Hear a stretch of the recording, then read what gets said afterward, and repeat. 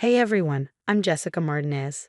Let me tell you a bit about my life. I'm a 32-year-old nurse, and I used to love my job. Well, I did. More on that later. I've been married to my amazing husband, Michael, for 5 years now. We have this cute little house in the suburbs. Nothing extravagant, but it's ours. Michael and I have always been close to his family, especially his mom, Evelyn. From day one, she treated me like a daughter, always inviting us over for Sunday dinners, checking in regularly, just being there. Life was great. I was excelling at work, on track for a big promotion at the hospital, and Michael's job was steady. We were even talking about starting a family. Everything seemed perfect. And then, everything changed. It was a Tuesday, and I had just finished a long shift. I was looking forward to a quiet evening with Michael when his phone rang. It was Evelyn, and she was hysterical. "Michael, honey, it's bad news. The doctor says I'm sick, really sick." I saw the color drain from Michael's face as he listened. When he hung up, he turned to me with tears in his eyes. "Jess, Mom's got some rare disease. The doctors don't know how long she has. She's going to need constant care." My heart sank. Evelyn, who had always been so full of life, was now gravely ill. Without thinking, I blurted out, "I'll take care of her. I'll quit my job. We can move her in with us." Michael was stunned. "Are you sure? That's a huge sacrifice." "Jess." I nodded. "She's family. We take care of family." So that's what we did. I gave my notice at the hospital, saying goodbye to my promotion, and within a week, we moved Evelyn into our home. We converted the home office into a bedroom for her, and suddenly, my life became all about her care. At first, it was chaos. Administering medications, helping her to the bathroom, trying to keep the house running. I was exhausted, but I kept telling myself it was worth it. This was what family did for each other. But then little things started to feel off. One morning, I heard Evelyn in the kitchen, rummaging through the fridge. When I walked in, she quickly sat down, looking frail and pale. "Oh, Jessica dear, I was just so thirsty. I didn't want to bother you," she said, but just seconds earlier, I could have sworn I saw her lifting the heavy milk jug without any trouble. Another time, I caught her laughing loudly while watching her soap operas. But the moment she noticed me, she muted the TV and put on her usual pained expression. At first, I brushed it off. This was Evelyn, kind, loving Evelyn. Why would she fake an illness? But as the days turned into weeks, my doubts grew. I couldn't shake the feeling that something wasn't adding up. One morning, I walked into the kitchen to find Evelyn, of all things, doing jumping jacks. "Evelyn, what are you doing?" I asked, shocked.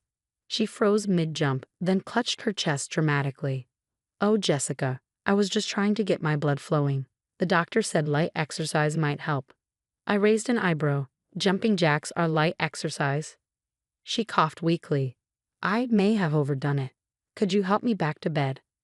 I bit my tongue and helped her, but my mind was racing.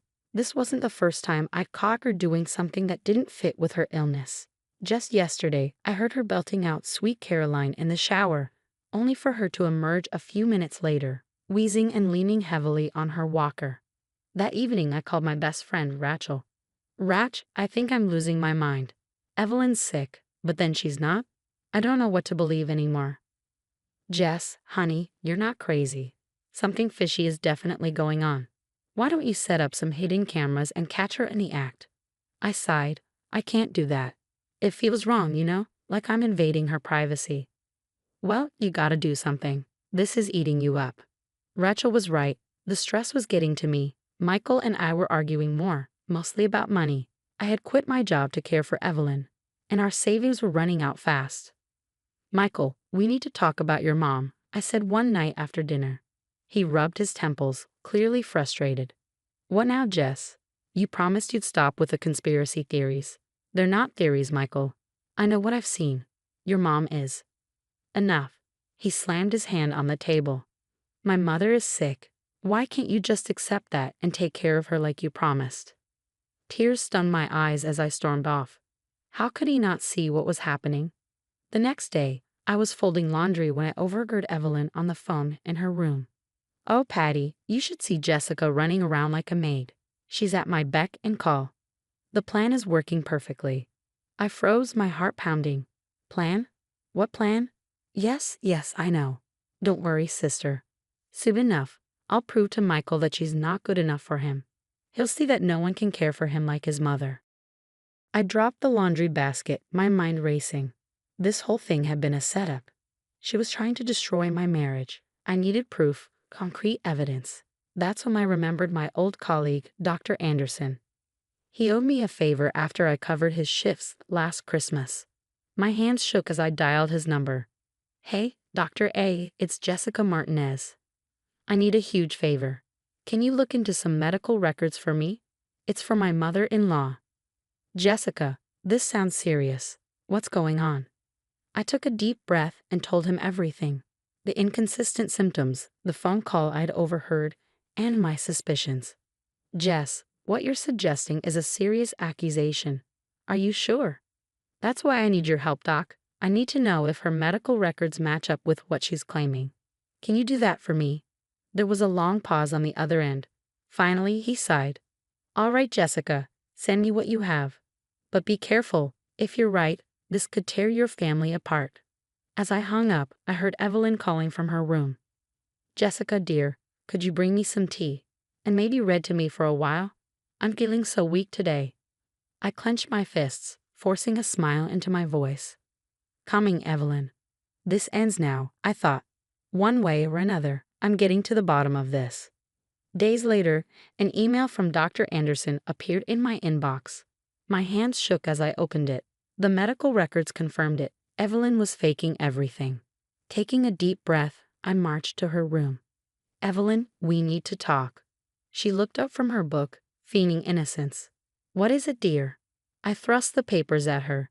Care to explain this? Your medical records show no illness. You've been lying this whole time. Her face crumpled for a second, then hardened. So you've been snooping, have you? I always knew you were trouble. Me? You've been faking an illness for months. Why, Evelyn? She stood up, her frail act vanishing. Why? Because you're not good enough for my Michael. I had to prove it. Prove what? That I'd sacrifice everything to care for you. No, that you fail. That you'd crack under the pressure and leave him. But you just wouldn't give up, would you? I was stunned. You did all this to break us up. My son deserves better than a nurse who can barely keep up with his family's standards. Standards? You mean lying and manipulation? Just then, Michael walked in. What's going on here? He asked, confused. Evelyn immediately switched back to her sick voice. Oh, Michael, Jessica is being so cruel to me. I turned to him, my voice shaking. Michael, your mother's been faking her illness. I have proof. He looked between us, torn. Mom, is this true? Evelyn's facade cracked. I did it for you, sweetie, to show you she's not right for our family. Michael's face paled. You've been lying this whole time. I handed him the medical records. See for yourself. As he read through them, Evelyn tried to backpedal. It was just a little test, darling, to make sure she was worthy of you. Michael's voice was low and dangerous. A test? You made Jessica quit her job. We've been struggling financially. Offer a test. Now, Michael, let's not overreact. Overreact. I cut in. You've been torturing us for months. At that moment, Michael's brother Tom burst into the room. What's all the shouting about?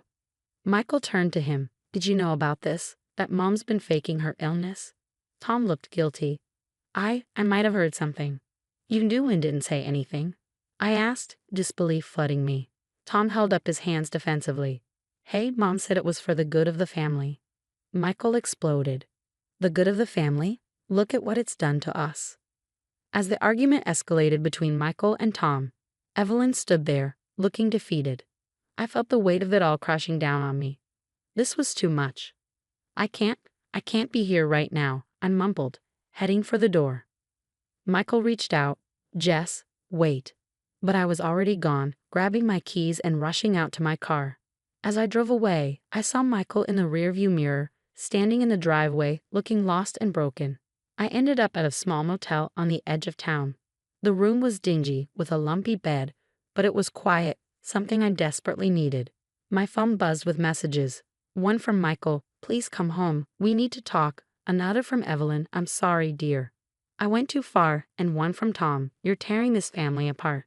I turned off my phone and laid back, staring at the ceiling. How had my life become such a mess? And where do I even go from here? After a week at the motel, I finally decided to return home. The house felt different, tense, quieter without Evelyn's constant demands. Michael and I sat down for a long, painful conversation. I've applied for a job at Mercy General in the city, I told him. I need to get back to nursing, to helping people who actually need it. Michael nodded, looking worn out. I understand. I've started seeing a therapist to deal with everything Mom did. We agreed to give our marriage another chance, but it wasn't easy. The trust between us had been shattered, not just because of Evelyn's lies, but because we had both let our relationship fall apart. Rebuilding was going to take time, patience, and a lot of work. A month later, I got the job at Mercy General. Slipping back into my scrubs felt like reclaiming a piece of myself that had been missing. I was helping people again, making a real difference. One evening, as I was leaving the hospital, I ran into Evelyn in the parking lot. "Jessica, please, can we talk?" I shook my head. "There's nothing left to say, Evelyn." She looked desperate. "I'm truly sorry. I never meant for things to go this far. But you did let it go that far. You were willing to destroy your son's marriage and my career for your own selfish reasons. I can't forgive that." As I drove away, I saw her slumped figure in my rear-view mirror. I felt a twinge of pity, but I knew I'd made the right decision. At home, Michael and I began talking about moving. We both wanted a fresh start, away from the shadow of Evelyn's betrayal. We found a charming little house closer to the city, near my new job. While packing up our old place, Michael's phone rang. After hanging up, he looked at me in disbelief. "You're not going to believe this. Mom's been arrested for insurance fraud." I stared at him. "What?" Apparently, one of her old friends saw her out shopping and reported her. She's been claiming benefits for her illness, and the insurance company investigated. Turns out, they found out everything. "How do you feel about it?" I asked, cautiously. He sighed, looking conflicted. "Honestly, relieved. Maybe now she'll finally face the consequences." A few months later, as Michael and I were celebrating my promotion to head nurse over dinner, we got the news. Evelyn had been sentenced to community service in order to pay back all the fraudulent claims. "To new beginnings," Michael said, raising his glass. I smiled and clinked my glass against his. "Karma," I added with a small smile. As we left the restaurant hand in hand, I realized that sometimes the hardest challenges lead to the most important growth. We had been through hell, but we'd come out stronger on the other side.